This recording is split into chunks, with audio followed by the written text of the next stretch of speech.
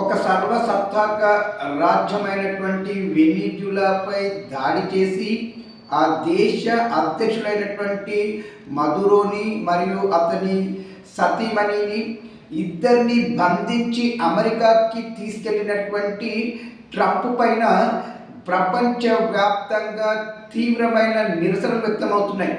అరే బాబు, నీకు ఇంతలా అధికార దురంకారం ఉంటే, నీవు ఇలానే రెచ్చిపోయి ప్రవర్తిస్తుంటే, ఇప్పటికి నువ్వు ఎన్నోసార్లు అంటే అమెరికా తన దురంకారాన్ని ప్రపంచ దేశాలపై ఎప్పుడూ చూపెడుతూనే ఉంటుంది.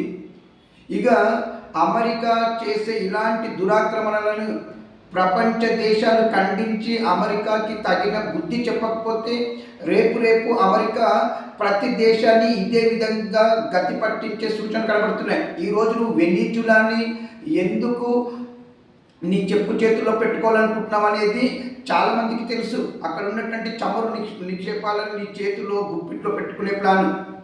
ఇంకా ఈ మహానుభావుడు ఇంకా గ్రీన్లాండ్ కావాలని కోరుతున్నాడు ఇప్పుడు. అరే బాబు, నువ్వు ఈ ప్రపంచ దురక్రమణ అనే పనిలో పడితే రేపు అమెరికానే ప్రపంచ పట్టంలో లేకుండా చేసే సమయం కూడా దగ్గర పడుతుందనేది నేను నా అభిప్రాయం తెలియజేస్తున్నాను.